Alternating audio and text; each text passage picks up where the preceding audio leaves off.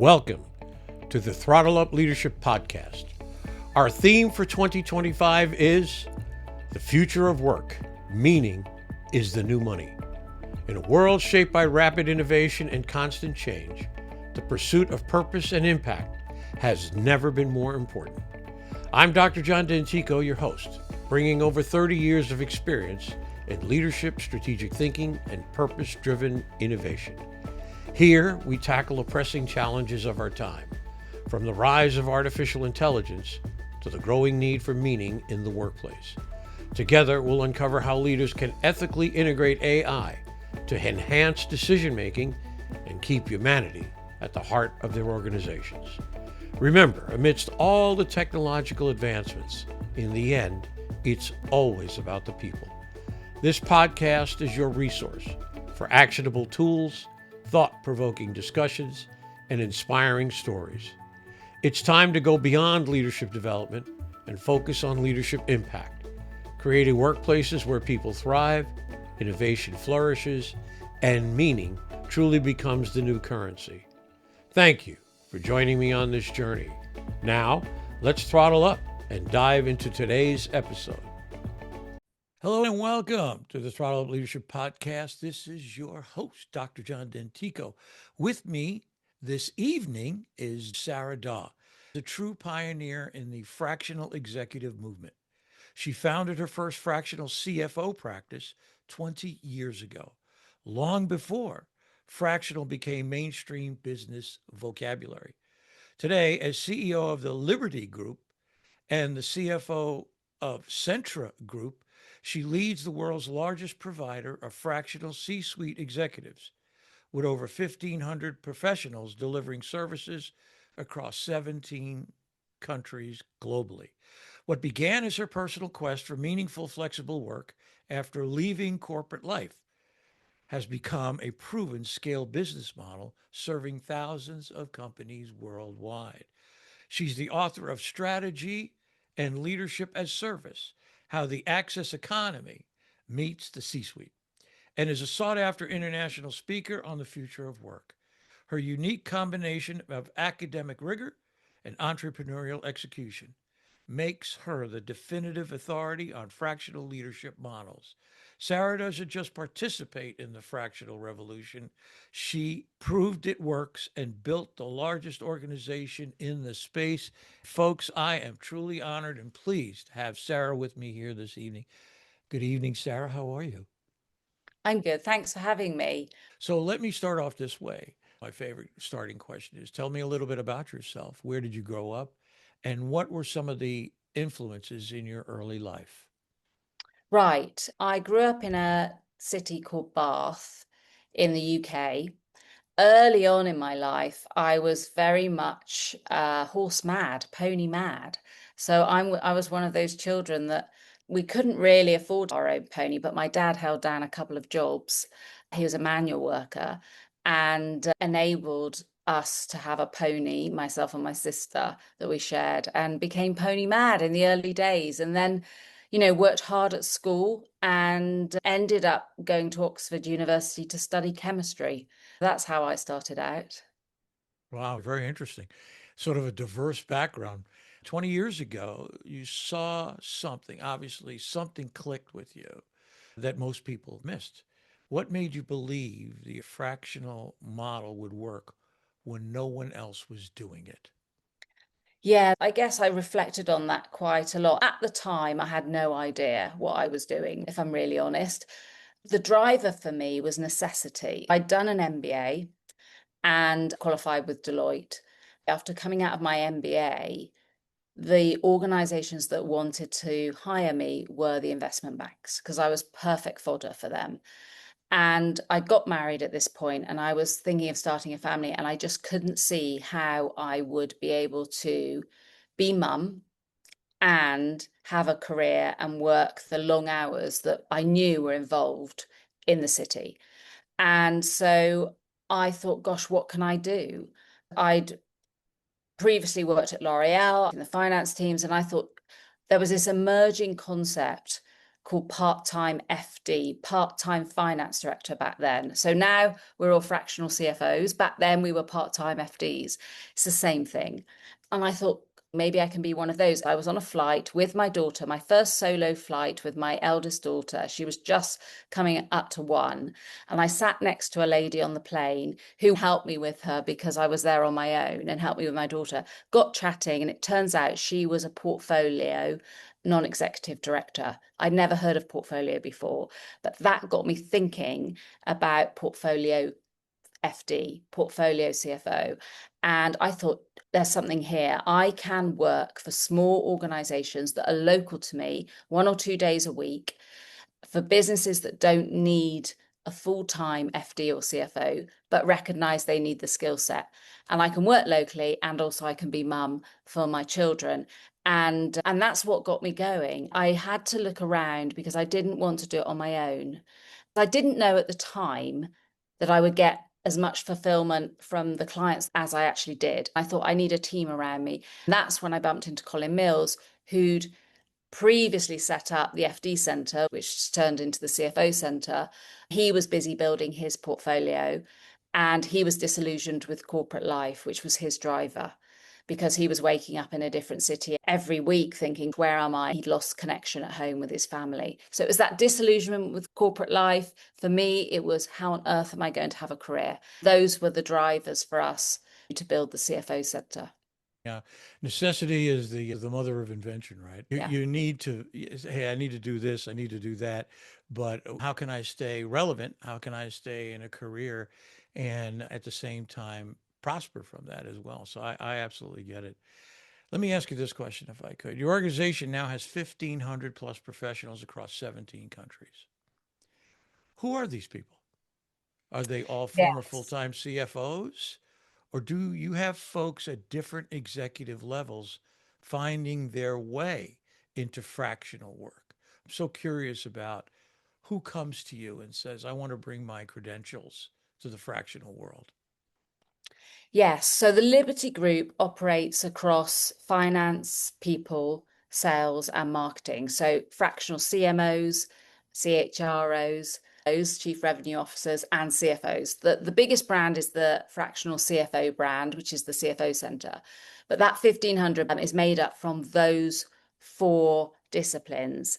And these individuals, though, have all got the same drivers. They're all seeking what we call freedom from corporate life. So they're looking for variety, flexibility, control over their lives, autonomy, agency. So that is the common denominator. Some have more of one area than another, but essentially, we're all individuals that have been there, seen it, and done it in the corporate world. Yet we've decided that's not for us anymore. So slightly, as I say, disillusioned, overworked, some are burnt out, some just want more variety. Some want to stay in their swim lane more often than get dragged into everything else that you might do in a corporate world. So they've opted out of the corporate. You see people who just want to work with a scale up all the time, or an individual that has caring responsibilities, either perhaps for children or elderly parents, or others who perhaps were an interim provider and have decided they're fed up in the past of just going in, doing a job and leaving before it's finished, or not seeing the results of their endeavours. So there's all sorts of drivers, but they're all centered really around a different way of living and working, essentially where you've got freedom of choice and you can decide who you work with, how you work, and when you work, because you're in control of your own schedule. I'm sure, I'm sure that people are, well, I call it a universal truth. And that is people want to matter and they want their work to matter. And all of us search for a level of control and autonomy over our own lives. And I think in many corporate situations, that gets taken away from you in some respects. We're grinding all the time for the dollar, grinding all the time for growth, those kinds of things. And it really can sap one's energy. I have to ask you this. Do you ever see folks like academics or people like that coming to the Liberti Group at all? I'm just curious. Occasionally, generally, it's individuals who are seasoned practitioners or individuals who want more variety in what they do, generally from the business world, I would consider them to be, they have a specialism. So they're really good at finance or people or sales, whichever their chosen area is, but they're business people, which really works for the SME business owner that we're helping, because these organizations, they do need a CFO, they do need a CMO, but they also need someone with general business experience as well, who can be a peer, someone who will sit alongside them and be a confidant, and who they can sound things out with, and who's trusted. And what's the beauty about being a fractional leader is that you can have an element of independence as well as have a really strong relationship, because you're not dependent on any one business for your livelihood anymore. You've got a portfolio. So you've diversified your risk, which actually in corporate, you're very under diversified and actually very reliant. You've got all your eggs in one basket. And I think we found that in COVID, that whole sectors can disappear quite quickly or be under threat. Whereas in a portfolio, you've got that diversification. And I think that gives us all confidence to really feel strong about bringing challenge and objectivity and independence. And actually, I find a lot of entrepreneurs really want that in the right way, because they often have people in their organization that are constantly looking for them for the answer, and they don't always have it. And they need someone occasionally to sort of just question them or say, how about this way? So I think they're people generally who are looking to make a real difference and see the results of their endeavors quite quickly, which you also lose sight of in corporate, because sometimes you can be very far away from the actual results. I agree. Yeah, I agree. I think people, it's so interesting to be able to take talent, if you will, and apply it in different areas and not be confused by all the rest of it. Being there as a sounding board, if you will, or someone that other people in the organization can come to and say, how do we do this? Or how do we handle this? Or what does this look like? Have you ever run into this kind of a thing? I'd love to get your quick reflection on that. Yeah, that's a big one. I mean, so what I find is entrepreneurs, also SME business owners, problems don't come up between 9 and 5 on a Monday to Friday. So they also want someone who they know they can call anytime, and that's okay. We're going to pick up, or we're going to be saying, oh, good luck with that pitch. We care, and we're invested in them and their beliefs. So for me, it's around making the right match between the leader, the fractional leader, and the entrepreneur or the business owner. You've got to believe in each other. It's the belief and the mindset that's really important here, and believe in what that business is doing. There's a real connection. You really care, then you'll be available. It doesn't mean as a fractional leader you have to work 24/7. It just means you need a communication strategy and you're willing to pick up the phone on a Sunday morning out of hours, and that's totally fine. And I think the individuals that do that build lifelong friends with the business owners that they help. Yeah, I can see that. When you're questioning yourself at 3 o'clock in the morning or on a Sunday morning, as Yeah. you say, it's really nice to reach out and hear a friendly voice say, "Hey, let's work on this. Let's figure it out." So I agree with that. Yes, totally. Go for a walk on a Sunday together. I mean, Right? that's thing is, so it's more than a relationship. And just one example of that is when I did get going with part-time FD all those years ago, and I'd had my first daughter and my second. I then had my third when I was busy working with clients and I built my portfolio. And obviously I was pregnant, and I said to the clients I was working with, said, obviously I'm going to have a baby very shortly. How are we going to handle this? Because I might not be able to get to you so quickly in the next couple of months. And they said, don't worry, we'll come round to you. And they did. They stood in my kitchen, in my dining room, holding my newborn while I'm on the phone to the bank. And for me, that completely summed up the reality, the realness of working in the entrepreneurial community. They're dealing with dogs, pets, wives, mother-in-laws, husbands. They're dealing with the reality of life, and they fit the reality of life within their business. And they are totally accepting of other people doing the same. And I found that was the culture that was really missing in corporate for me. I wasn't even allowed to mention I had a family. It was a non-event. It was work, and that nothing else mattered. And I think for me, moving into the entrepreneurial space was where I found I was at home, because real life, it was real money, real cash, and real life, and it mattered. Yeah, profound. Without a doubt, profound. When you find that kind of connection and you Mm, fit in that way. Life is a lot more than just going to work. There's no mm, question about it. I mean, you and creating those relationships are just so very important. And I believe as life moves on, especially in this AI world we're in right now, we're in an entrepreneurial age. I think we're in an entrepreneurial age, and that is just, it's going to come to be. If you look at all the layoffs, for example, in the tech center in America, to feed the AI monster, if you will, people are going to catch on.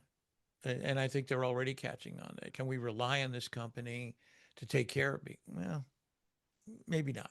Maybe you need to bring something to the table that matters most. I tell you an interesting story. I read about these layoffs, and one day I'm sitting here at my computer and I'm thinking, how do you do, what do you do? We do this all the time. We hire people, fire people, hire people, fire them faster. You know what I mean? That kind of a thing. So I wrote a newsletter, two newsletters actually. I was thinking, what came into my mind was killer whales. Killer whales came into my mind. So how do they live? Well, they live in pods. They live in mm, pods, and they work together, and they feed, they make sure that everybody gets fed. And I came up with this idea, a pod organization, meaning 6 or 7 people who come together and form a pod.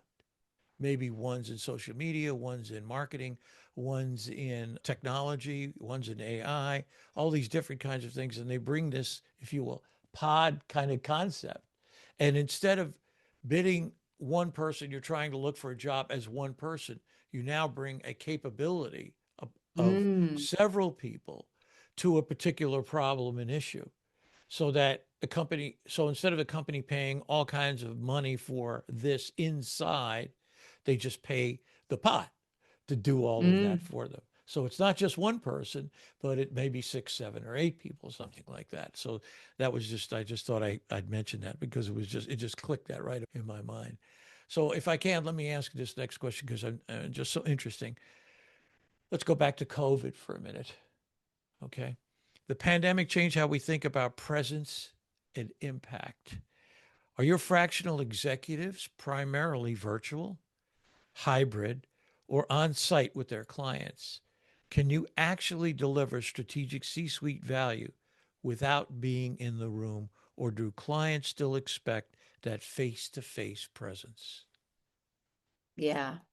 That's such a great question. And I'd say, and the answer is all of the above. So we do all of it. We do remote, we do face to face, we do hybrid, and tend to match the culture of the business. So businesses are doing all of those things. Some have one culture or another. And we were actually talking about it earlier today. I mean, we've got businesses where we have actually never physically met the client face to face and had them for many, many years. We have other businesses that all the way through COVID never went online. It was a key worker business and was always face to face, always was, always is, and always will be, and everything in between. So our strategy is very much match the right resource to the right business, to the right personality and culture of that business, and how they work is part of that. The one thing that COVID did, which really helped the fractional world, is that it did wake us all up to the fact that we didn't need to be sat next to each other in the office all the time to do important work and add value.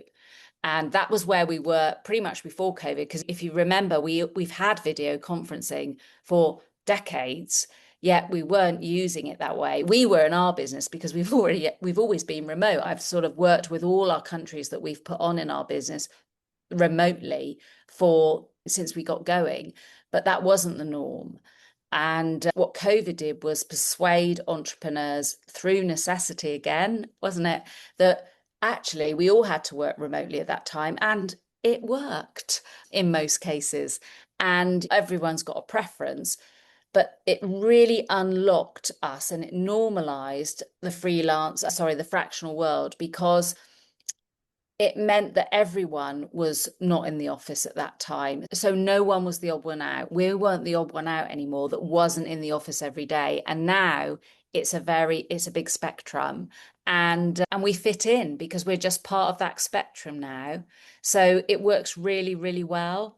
And what I also think COVID did, though, going back to your point around meaning, and we want meaning from our work. I mean, because we spend so long time working, don't we? It's got to mean something to us. Is that it gave us that time to reflect, I think, in COVID and realize what is important.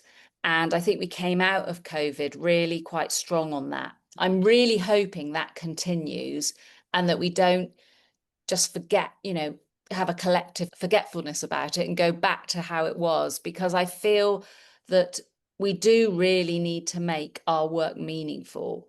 And if you look at all the Gallup polls that come out every year and tell us that only the low 20% of our workforce are engaged at work, I mean, it's shocking, really, that we work in that way.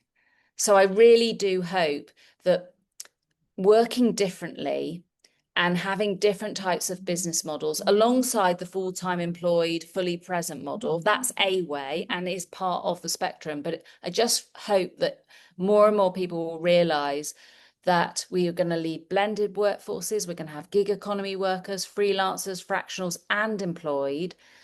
And there are many different ways, and it leads us to an agile workforce, which is probably best for all the turbulence and complexity we're facing right now. Oh, I absolutely agree. I absolutely agree. I mean, one of my theme this year is meaning is the new money. And every Yeah. time I've talked to people from around the world, they all agree. I haven't had to say, no, John, you're wrong. You're wrong. I've been blessed. I've been absolutely blessed with the podcast guests like yourself that I've had on this podcast. I can see the themes running through. And I have a tendency many times to talk about what I refer to as the big three when it comes to people in the world today. I'll tell you what they are. Number one, and this is again, as you said, an outgrowth of COVID. People want to work for an organization who has values alignment with themselves. Yeah. This is really, really important. This is the outgrowth of COVID. No more paychecks, just a paycheck. Paycheck doesn't mean that much to me anymore. Yeah, it's nice. Okay, fine. But what I'm looking for is, do you care about the same things I care about? The second thing's a big one, is people want to be involved in the decision-making processes of the organization. People want to matter. They want their work to matter. And as I said previously, people want control and autonomy over their own destinies. I have a habit of saying people want to be masters of their own fate. And I absolutely agree. There's no denying it. People want that. And of course, number three is they want training and learning that helps them Yes. advance their careers. Those to me are the big three. And you are so right, Sara. So right.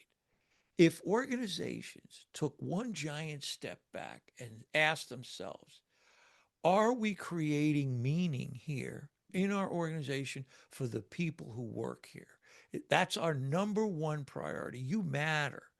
I think a lot of the engagement in organizations, which is, I looked at the statistic the other day, somewhere in the 32% neighborhood. And of that, of the other, no, 17% are actively disengaged Yes. in an organization. It's crazy. Mm. And it's almost laughable, except it's very sad. And how this can be allowed to continue is just absolutely beyond my ability to explain or anyone's ability to explain. Yet they grind, every day's a grind.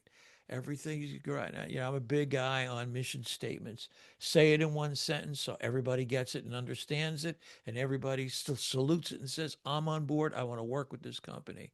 And then from that, have a strategy.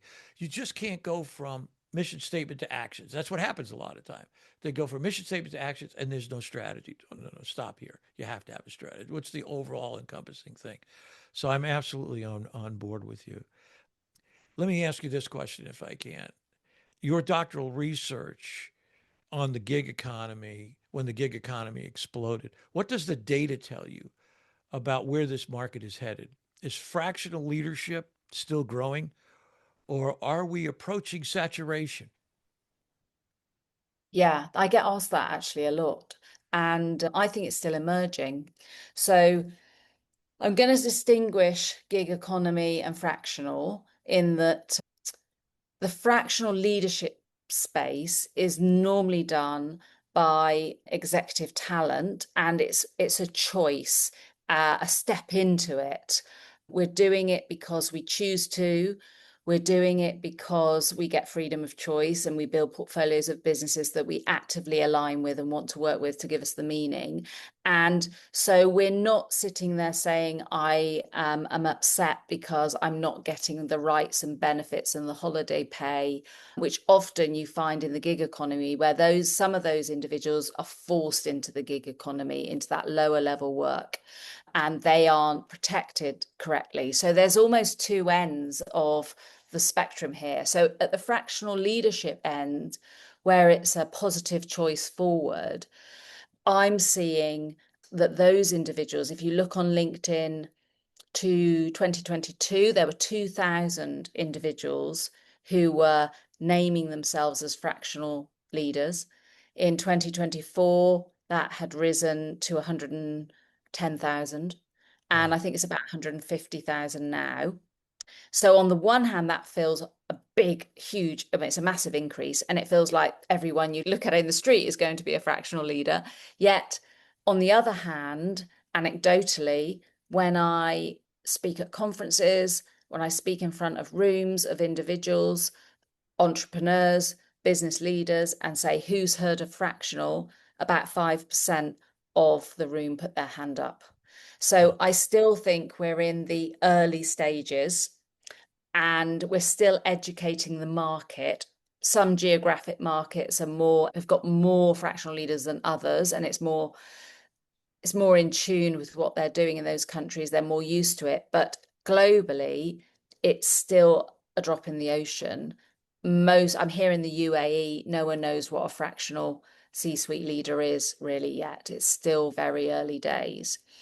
And I also think there's pockets of segments of the market that are more in tune with it than others. So in the US, for instance, in the venture capital world, most venture capital companies will put a fractional CFO into their investments. It's a normal process. Yet, if you then move to the more trading businesses in the US, where they're not funded through private equity or venture capital, they know less about fractional. So I think it's emerging still. We're not nearly at the early majority or anything like that yet. And because I'm still educating the market, I think many people are. Yet, in terms of the concept of being self-employed and freelance, which goes beyond fractional leadership, goes to perhaps technological, digital nomads, etc., freelancers who are working for multiple companies. If you go beyond that in the US, they predict that over 50% of the workforce will be holding some sort of freelance roll down by 2027. I didn't know that. That's very interesting. Very encouraging for the fractional people, if you will. Yes, Very interesting. yes. Let me ask you, this is sort of a pet thing for me. Okay. So I'll just mention it. I've always been fascinated by raising children with the question, what do you want to be when you grow up? I'm sure you've heard that 1,000 times. I think that conversation needs to change. And it has Okay. to change. It has to change to, so tell me, what talents do you have that you want to use? So rather than what do you want to be, what Mm. talents do you have? Especially in a world where I now encourage people, although they think I'm a lunatic, to embrace doubt and ambiguity because Yes, on that. the world is shifting so much that it's going to be really hard to have all the answers or even any of the answers or a fraction of the answers. But here's the beautiful thing. When you embrace doubt and ambiguity, it opens the door for collaboration. Yeah. It basically says, I don't know. Who anybody got any ideas? Anybody want to know? I mean, I built my leadership model over 30 years ago based on one thing: contribution. Open the door. Let's figure Mm. out what's going on. Everybody's welcome to come in here and help us move the whole thing down the road. I want to ask this question along the talent line, if I can, to you. So here's the question: knowing my particular perspective on it, how does the fractional model change that conversation, or the conversation between what do you want to be and the talents you want to use for experienced professionals who have talents that don't fit neatly into traditional job descriptions? Yes, I think that's really interesting because I think there's an opportunity there for individuals with talent to use the fractional model to create roles or opportunities to work to use their talents. So I think because we're seeing fractionalization, if you like, of many things. Consumers now want hyper personalization at the point of consumption. So I feel that supply chains are going to be forced to fractionalize. Work is unbundling into, sorry, roles are unbundling into work that's going to be done by humans and machines. So we're going to move away from the job role. Who do you want to be? We're going to move more towards the constituent parts of that, which is the talent parts, I suppose. And fractionalization really plays into that because it enables people to become specialisms in the component parts of a role as opposed to a role. So I do think it lines up quite well. I'm also absolutely on board with the point you made around ambiguity and sitting in that uncomfortableness of not knowing. I mean, we're moving away now in the world from wrong or right answers and the binary solution. It's now into a place, I believe, given the pace and complexity of change, that it's about better or worse outcomes and the trade-offs that sit between them. And to sit with that, we have to have that integrated mindset that's okay and okay with not knowing and okay with sitting in that uncomfortableness, because essentially that's where we're going to be spending a lot of our time. And so I think training ourselves, and I do think it takes deliberate development. It goes back to what you said about one of the three things that are important to people is growth and learning and development. And I think the learning and development we need is in our mindsets around that integrated thinking to know that it's okay not to know. And that brings the curiosity and the ability to find a fresh solution in the end. Absolutely agree. 100,000%. I absolutely agree. Because if people, if they've got that death grip on having to know, uh, Mm, uh, I mean, I have to know. I have mm. to be this person and know. And the answer is, well, maybe you won't know. And no matter how hard you try to know, it's not going to matter. And that's hard. It's hard, Sarah, as you well know, for people to say, to embrace ambiguity and doubt and say, yeah, I can live in that. I can live in that spot. I can swim in that lake, but I'm not going to swim alone. I'm going to swim with a lot of folks, and we're going to get to the other side together. I mean, I think that to me, that is just so absolutely right on the money. Well, Yeah, and Sarah, go for ahead. leaders to be able to say that and show that vulnerability that they don't have all the answers, which they don't, no Right. one does, to be able to say that and to be confident enough to say that and to I think that's a way of leading that really brings people together because everyone can identify with that and it's okay. And my approach is we'll figure it out together. I don't know the answer, but we don't need to know the answer just yet. The answer will come, whatever that might be. And there probably won't be one answer either, but it's okay because we'll figure it out together. Right. Yeah, we'll get there. I think that's going to be the mantra of many CEOs. Don't worry, we'll get there. Mm. I can't tell you how many people I've talked to about authenticity, about empathy and vulnerability. And we see those in as traits of the leader, for example. Okay, well, it's great.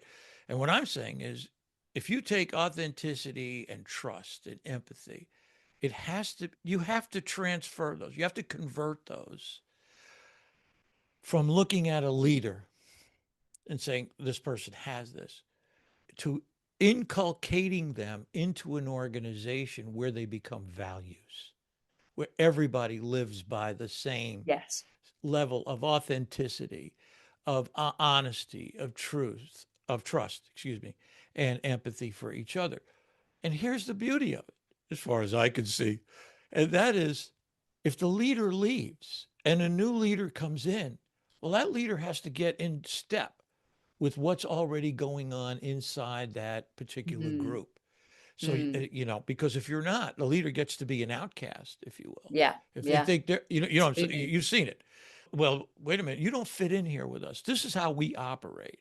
And when we operate like this, again, we're not afraid to embrace doubt and ambiguity. We're not afraid to do that at all. We're good with it. And you have to learn how to be good with that, in a manner of speaking. Yes, I think it takes deliberate development. I think that's my reflection, is that to have that elevated mindset, there aren't that many people in the world that are born with that. It does come through age. I think it comes through maturity, but also you can get stuck.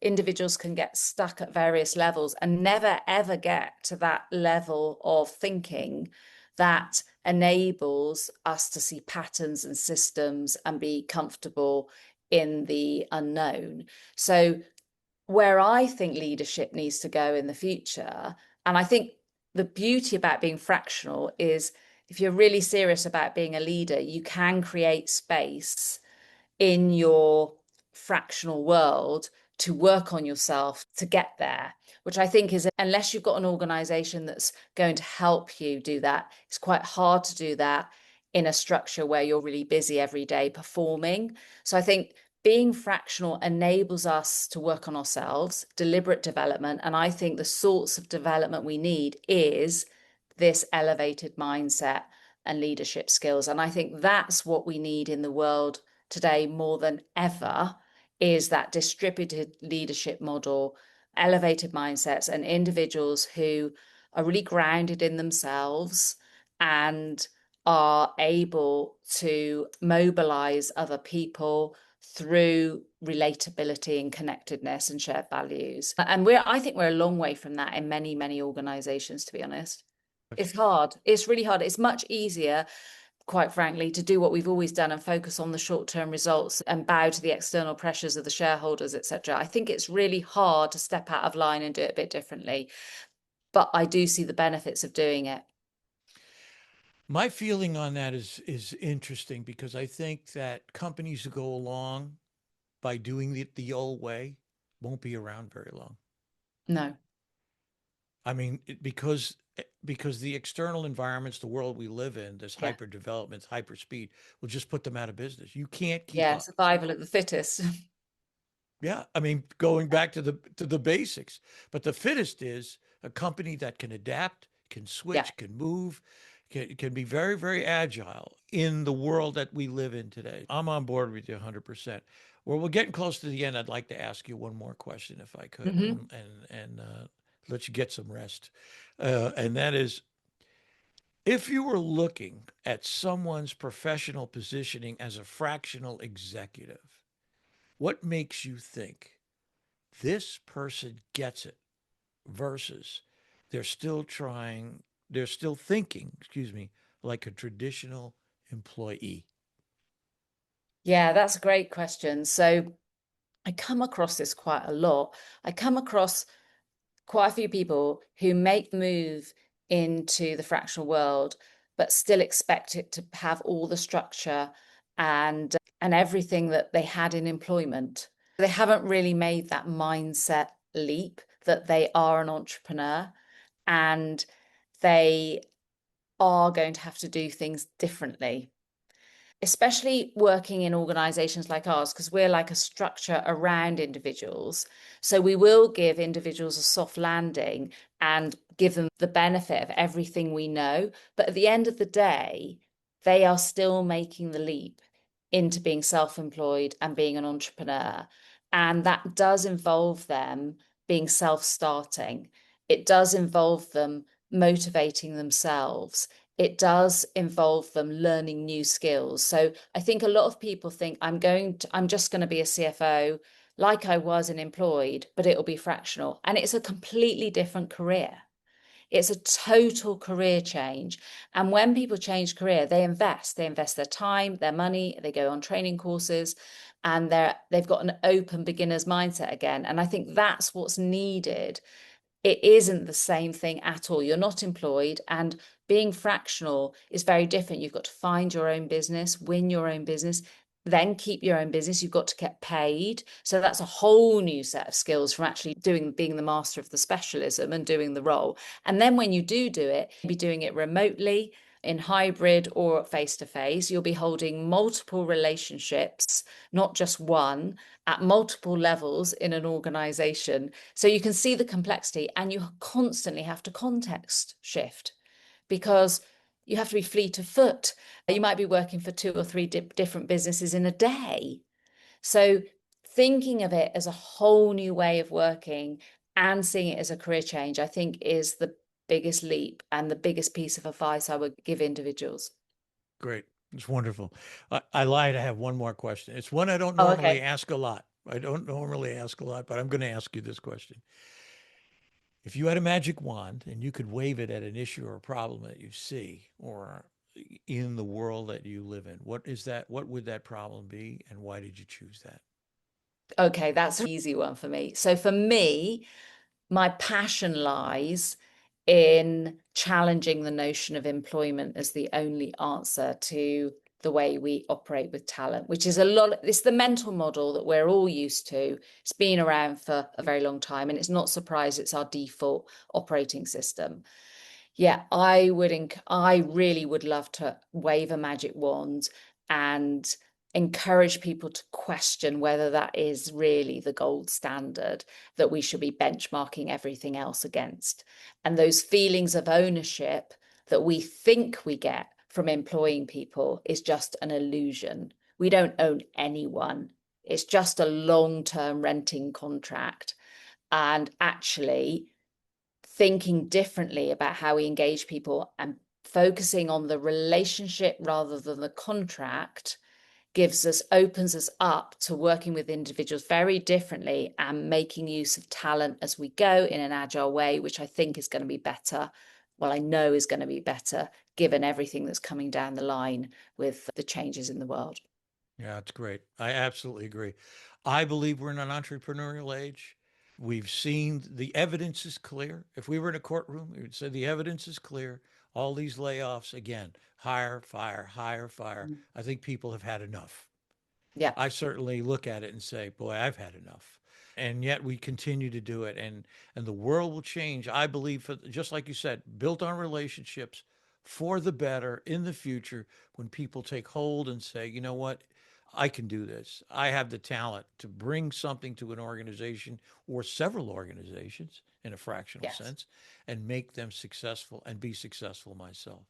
Sara Daw, almost Dr. Sara Daw. Absolutely.